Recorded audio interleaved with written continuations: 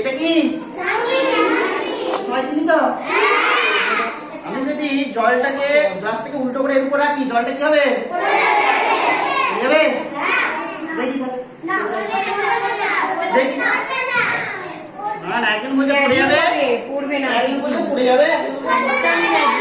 হ্যাঁ কথা বলো না, চুপ।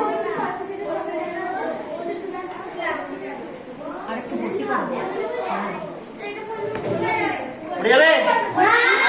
যে যে বলছে পড়ে যাবে একটু হাত তুলি তো। এটা ফাঁকা তো, তাহলে জলটা ঢাললে কি হবে? পড়ে না, ফাঁকা তো, পড়ে না। আচ্ছা এখানে দিলাম, হ্যাঁ উল্টে দিয়েছি, দিয়েছি তো।